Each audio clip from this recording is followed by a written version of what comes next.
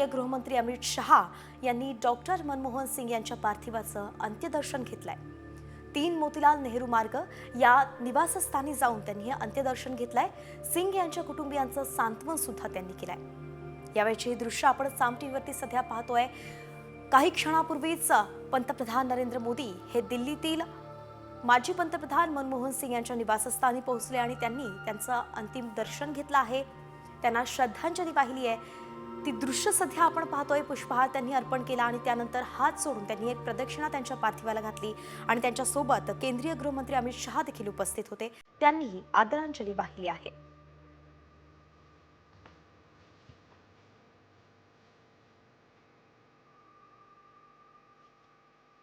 याच घडामोडी संदर्भातल्या इतरही बातम्यांचा वेगवान आढावा घेऊयात।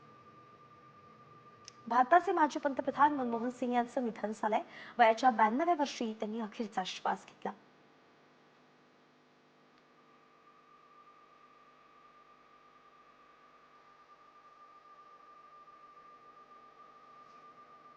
माजी पंतप्रधान डॉक्टर मनमोहन सिंग यांच्यावरती शासकीय सन्मानानं अंत्यसंस्कार करण्यात येणार आहेत। उद्या त्यांच्यावरती अंत्यसंस्कार केले जातील।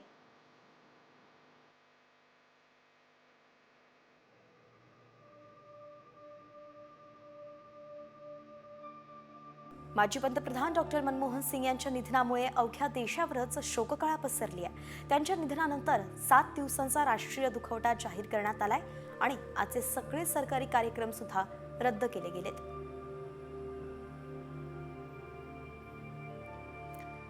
माजी पंतप्रधान मनमोहन सिंग यांच्या निधनानंतर राष्ट्रपती भवनात राष्ट्रध्वज अर्ध्यावरती फडकावण्यात आलाय।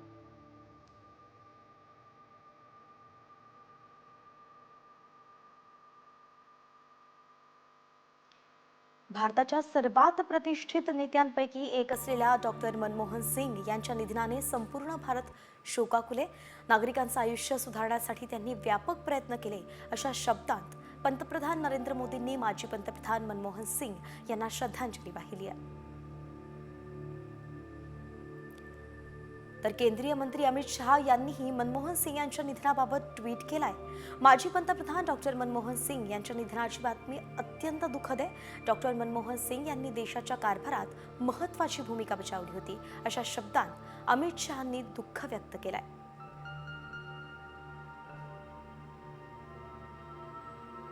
मनमोहन सिंग यांच्या निधनाचं राहुल गांधींनी सुद्धा दुःख व्यक्त केलंय। माझे आदर्श आणि मार्गदर्शक गमावले असं म्हणत त्यांनी भावुक पोस्ट केली आहे।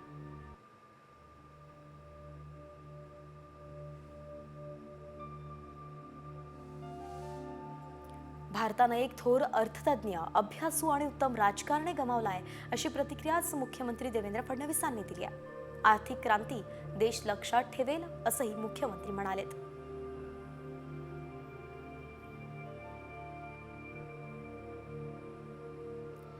ज्येष्ठ नेते शरद पवार यांनी सुद्धा मनमोहन सिंग यांना श्रद्धांजली अर्पण केली आहे। जागतिक धुरंधर नेता गमावला असं म्हणत त्यांनी आपलं दुःख व्यक्त केलंय।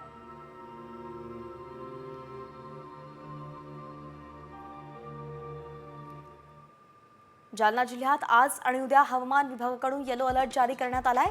यामुळे जिल्ह्यात तुरळक ठिकाणी विजेच्या कडकडाटासह सोसाट्याचा वारा आणि हलक्या ते मध्यम स्वरूपाच्या पावसाची शक्यता आहे।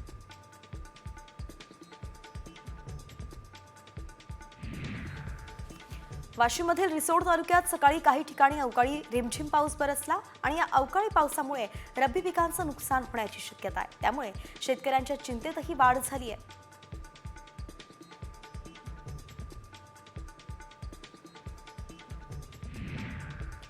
अभय योजनेमधून नवी मुंबई पालिकेला पाणीपट्टी देयकांमधून 16 कोटींचा महसूल प्राप्त झालाय। ज्या पाणीपट्टी धारकाकडून पाणी बिल थकवलं जात आहे त्यांच्यावरती पाणी पुरवठा खंडित करण्याची कारवाई केली जाते। तसंच 2024 मध्ये 3 कोटींनी पालिकेच्या तिजोरीत अधिक महसूल प्राप्त झालाय। पिरवाडी किनारा ते केगाव असा 1200 मीटर लांबीचा सागरी मार्ग तयार केला जाणार आहे आणि हा मार्ग जून 2025 पर्यंत पूर्ण होणार आहे। त्यामुळे उरणमधील पिरवाडी आणि केगाव हे 2 समुद्र किनारे जोडले जाणार आहेत।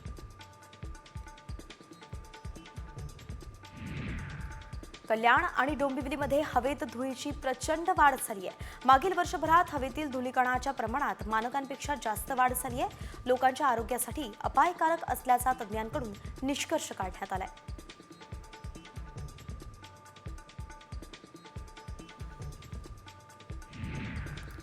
केंद्रीय औद्योगिक सुरक्षा दलानं अराजपत्रित अधिकारी आणि जवानांसाठी नवीन बदली धोरण जाहीर केलंय. त्यानुसार आता CISF मध्ये काम करणाऱ्यांना त्यांच्या पसंतीच्या आधारावरती पोस्टिंग मिळू शकणार आहे. 10 वर्षांच्या सेवेनंतर कर्मचारी हे निवड पोस्टिंगसाठी पात्र होतील.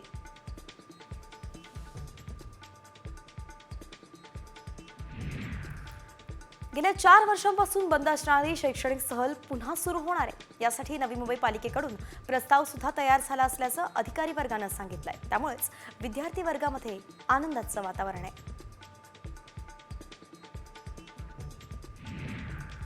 स्वराज्याची राजधानी किल्ले रायगडावरती पर्यटकांनी मोठी गर्दी केली आहे. या गर्दीमध्ये शालेय सहलीसाठी आलेल्या विद्यार्थ्यांची संख्या जास्त आहे. यावेळी पाठ्यपुस्तकात शिकवला जाणारा रायगड किल्ला विद्यार्थ्यांना प्रत्यक्ष अनुभवता आला.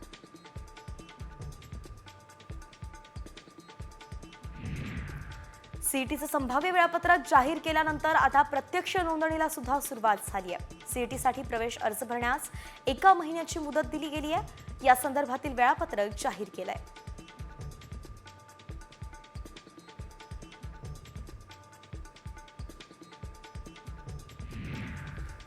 सरत्या वर्षाला निरोप आणि नवीन वर्षाचं स्वागत करण्यासाठी पनवेल नगरी आता सज्ज झाली आहे. 4 दिवसांवरती 31st आल्यानं मद्य तस्करांवरती करडी नजर राहणार आहे. रात्री 2 ते 3 वाजेपर्यंत वाहनांची कसून तपासणी केली जाणार.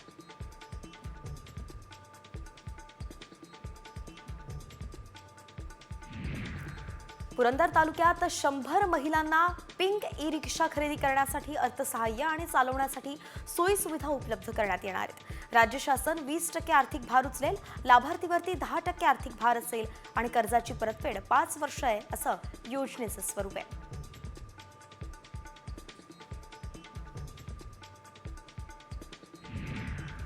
सोलापूरकरांना बंगळुरूला जाण्यासाठी बंगळुरू कलबुर्गी बंगळुरू विशेष एक एक्सप्रेस धावणार आहे आणि यामुळे सोलापूरकर प्रवाशांना बंगळुरूला जाऊन सुट्टीचा आनंदही घेता येणार आहे.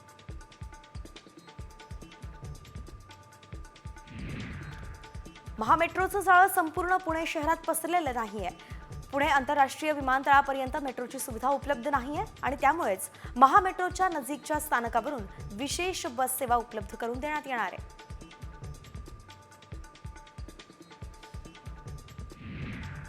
नवीन वर्षाचं स्वागत करण्यासाठी हजारोंच्या संख्येनं पर्यटक मुंबईत दाखल होतात.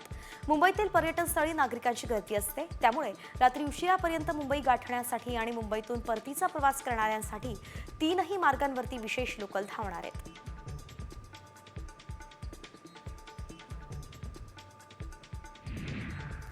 नाशिकमध्ये टेम्पो आणि 4 चाकीचा समोरासमोर अपघात झालाय. अपघातात कोणतीही जीवितहानी झाली नाहीये. एअरबॅगमुळे कार चालक हा वाचलाय.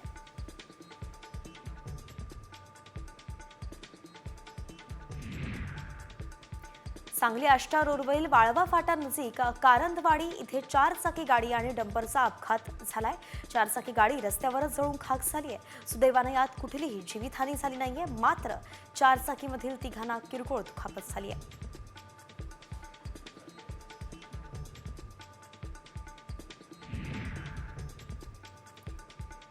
हायपरलूप प्रकल्पामुळे मुंबई पुणे प्रवास आता 25 मिनिटांमध्ये पूर्ण होणार आहे आणि या प्रवासासाठी 1000 ते 1500 रुपये खर्च करावे लागणार आहे. मुंबई पालिकेच्या CBSE, ICSE, IB, IGCSE मंडळाच्या शाळांसाठी जानेवारीपासून प्रवेश प्रक्रिया सुरू होणार आहे. नर्सरीच्या तब्बल 1242 जागांसाठी प्रवेश प्रक्रिया 1 जानेवारीपासून सुरू होणार आहे. CBSEच्या शाळांची संख्या गेल्या वर्षभरात वाढवण्यात आली असून मुंबईत 18 शाळा सुरू आहेत. बारामतीमधील निमगाव केतकी इथल्या सुवर्ण युग गणरायाच्या यात्रेची सांगता मोठ्या उत्साहात झाली आहे. ही यात्रा 3 दिवस भरवली जाते. यावेळी गावातील रस्त्याच्या दुतर्फा आकर्षक विद्युत रोषणाई करण्यात आली होती. पुण्यात नियमांचं उल्लंघन केल्याप्रकरणी 29 रक्तपेढ्यांचे परवाने निलंबित करण्यात आले. पुणे विभागात रक्ताचा तुटवडा असताना दुसऱ्या राज्यात रक्ताचा साठा पाठवणं तसंच विविध नियमांचं उल्लंघन केल्याप्रकरणी ही कारवाई करण्यात आली आहे.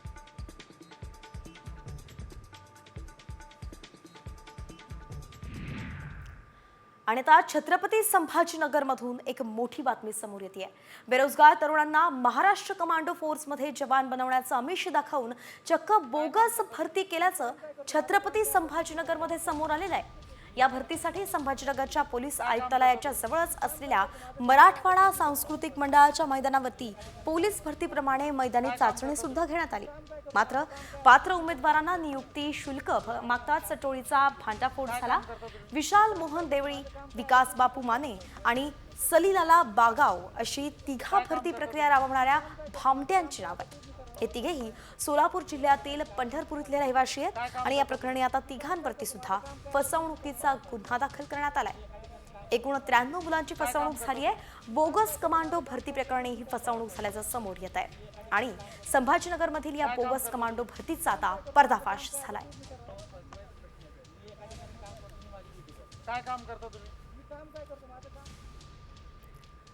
पुन्हा वळूया टॉप 50 कडे. घेऊयात उर्वरित बातम्यांचा वेगवान आढावा. पुण्यात 2 दिवसीय पहिलं रोटरी मराठी साहित्य संमेलनाचं आयोजन करण्यात आलंय. केंद्र सरकारकडून मराठी भाषेला अभिजात भाषेचा दर्जा दिल्याचा आनंदोत्सव साजरा करण्यासाठीच याचं आयोजन केलं गेलंय. पालघरच्या बस आगारामध्ये सध्या नादुरुस्त बसची संख्या वाढलेली आहे. या नादुरुस्त बस रस्त्यातच बंद पडतायत. यामुळे प्रवासी आणि विद्यार्थ्यांचे मोठे हाल होत आहेत. जिल्ह्यातील 8 आगारांमधील सगळ्या बसची तपासणी करावी अशी मागणीच आता करण्यात येते.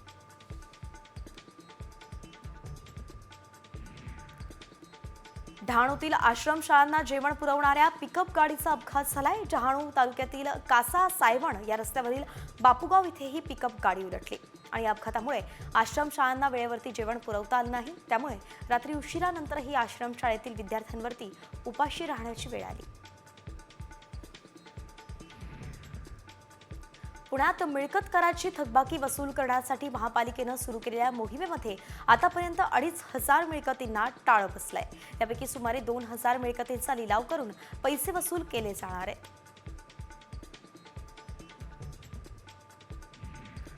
पुण्यात सोन्या चांदीचे दागिने चोरणाऱ्या 2 महिलांना पोलिसांनी सापळा रचून अटक केली आहे. बसस्थानकातील गर्दीचा फायदा घेत या महिला प्रवाशांकडील सामान चोरायच्या. दुर्गा उपाध्याय आणि लक्ष्मी सकट ही या चोरट्या महिलांची नावं आहेत. बेकायदेशीरपणे भारतात प्रवेश केलेल्या बांगलादेशी नागरिकांच्या विरोधात नवी मुंबई पोलिसांनी आता विशेष मोहीम राबवली आहे. मागील 2 दिवसांत तब्बल 15 बांगलादेशी नागरिकांना अटक करण्यात आली आहे आणि या बांगलादेशी नागरिकांकडून आधार कार्ड, पॅन कार्ड, मतदान कार्ड यांच्यासह त्यांचे मोबाईल फोनही जप्त करण्यात आले. डॉक्टर पंजाबराव देशमुख यांचा 126वा जयंती उत्सव साजरा होतोय. याच निमित्तानं अमरावती इथल्या पंजाबराव देशमुख स्मृतीस्थळावरती आकर्षक रोषणाई करण्यात आली आहे. या रोषणाईनं सर्वांचंच लक्ष वेधून घेतलंय.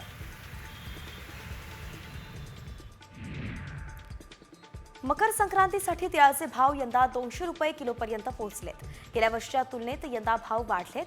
यामुळे नात्यातील गोडवाही महाग झालाय.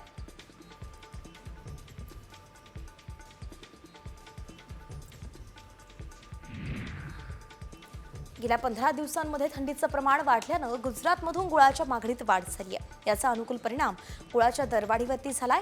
300 ते 400 रुपयांनी गुळाच्या दरात वाढ झाल्याचं व्यापारी सूत्रांनी सांगितलंय.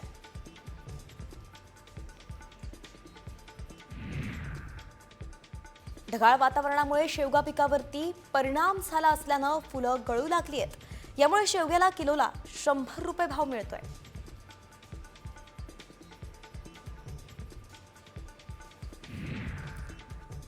कापूस पिकात ठिबकचा वापर करण्यासाठी अर्थसंकल्पात 500 कोटींची तरतूद करावी अशी मागणीच सीएआयनं सरकारकडे केली आहे. देशात 95% कापूस बीटी आहे.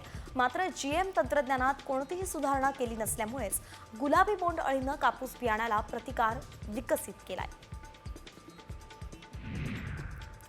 देशात डाळींचे भाव कमी करण्यासाठी सरकारनं 31 डिसेंबरपर्यंत पिवळ्या वाटाण्याची आयात खुली केली आहे. आता वाटाण्याच्या खुल्या आयातीला 28 फेब्रुवारी 2025 पर्यंत मुदतवाढ देण्यात आली आहे. वाटाणा आयातीवरती शुल्कासह कोणतंही बंधन नसल्यामुळे 24 लाख टनांची आयात झाली आहे.